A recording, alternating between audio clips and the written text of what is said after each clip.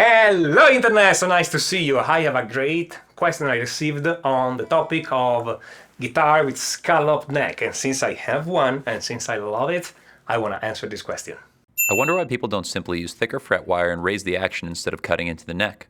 This is a very intelligent question because the point of having a scallop neck, and a scallop neck, as you can, I don't know if you can see from that distance, is simply we removed some of the wood from in between the different frets. So on the fret there is the same amount of wood, but in between we just cut a little bit of wood away on the fretboard. The point of this is having the feeling of super tall frets, and to the point that when you fret your note, your fingers touch only the string and they don't touch the wood under it, okay? And that's kind of the point of the scallop fretboard. You don't want to have that contact with the wood so that when you do a bend or a vibrato, there is no friction of your finger with the wood of the fretboard. That's the point of it.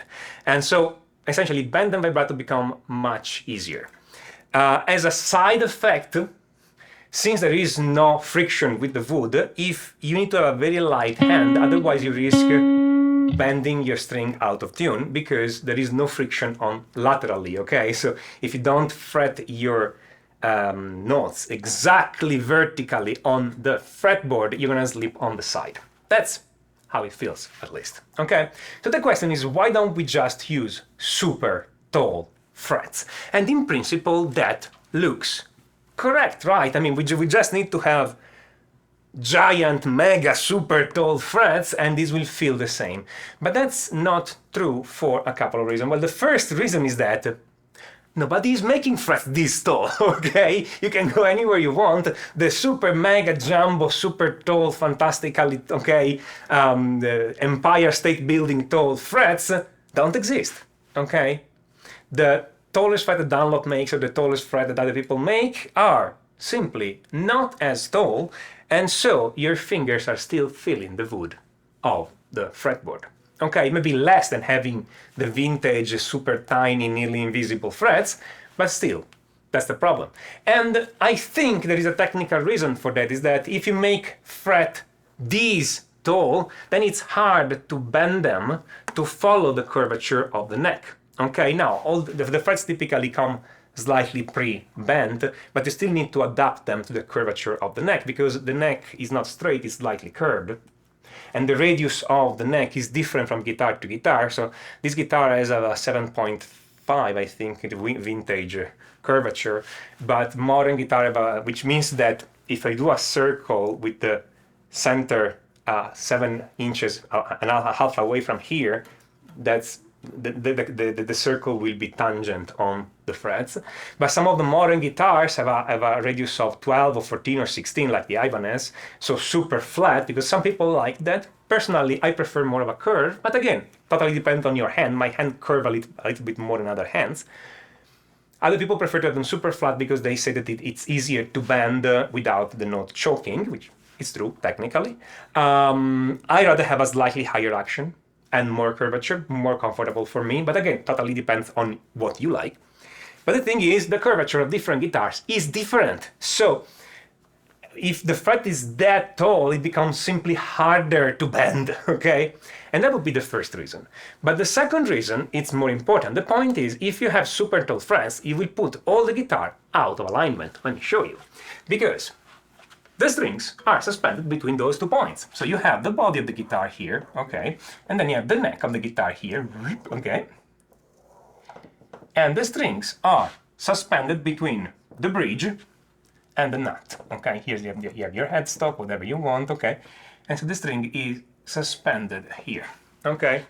So let me shade this so you understand that this is solid. Fantastic, okay. Makes sense. And with normal frets, the normal fret is not as tall as between the bridge and the nut, okay? So that I can press the string on it. Fantastic, everything works. If I put super tall frets though, the super tall fret will touch the string. Now you will say, but why don't we start raising things? We can raise the bridge and we can raise the nut. Yes, we can, but if the nut is too tall, it will not stay in its slot, and every little disturbance will just flip the nut of the slot. You can glue it, definitely. At the same time, though, you cannot raise the bridge too much, otherwise it will just be very uncomfortable to play, okay? Makes sense? So, the only solution would be at this point to increase the curvature of the neck, so make the neck slightly curved, okay? So the strings will be taller, so the strings will be a bit more further away, okay? Of course I'm exaggerating here, it's just to show what I mean, okay? And now you can have super tall frets here, and I mean, this can be done, but the thing is, the whole design of the instrument is made for frets that have a normal height, okay? And you don't have that much tolerance between super tall and super low, otherwise you set the whole instrument out of alignment. Would it be possible to build a guitar that worked with super tall frets? Yes, it would be easy even. We just need to have to set to build the bridge higher, to put a little bit more curvature in the neck, to put a slightly wider slot here to put a bigger nut and change the proportion of a few elements of the guitar. It would be easy. The point is, nobody's doing it. Okay? Simple as that. So, the solution you have right now, in this moment in time, with the guitar builders building whatever they're building right now, is if you don't want to have to touch the wood of the fretboard, so you want the scallop feeling, the only way is to do violence to your guitar and remove that wood. No more, no less, which is what I did. You take a big file and file away. By the way, don't do this yourself. I didn't do it myself. I asked a luthier to do it, okay? I disclaim every responsibility if you destroy your instrument, okay? Have somebody who knows what they're doing actually doing it. But the point is, if you want this feeling, you either buy a guitar who's already been scalloped or you scallop an existing guitar. This was not scalloped to begin with, it's a custom job, okay?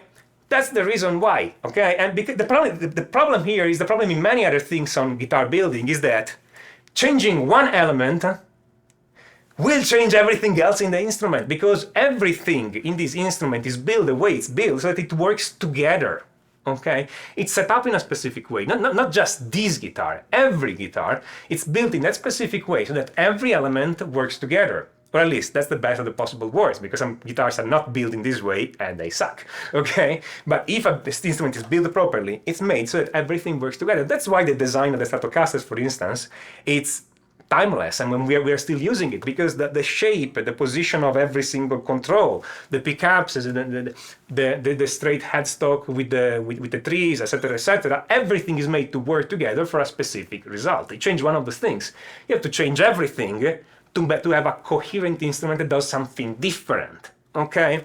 You cannot just change one element and expect everything to work. So in this case, we just did what is, at the end of the day, the smallest possible change. You eliminate the wood, but you don't change the alignment of all the elements, like the nut, the fret, the bridge, that make your guitar work, okay? So that's the long answer to a very simple question. But it's important to understand this, that when you look at your guitar, whenever you want to change something, it's important to know that those elements are put together to work all together. So don't just change stuff randomly, otherwise it may not work anymore. That concludes it. This is Tommaso Zilio of MyStudyForGuitar.com, and until next time, enjoy!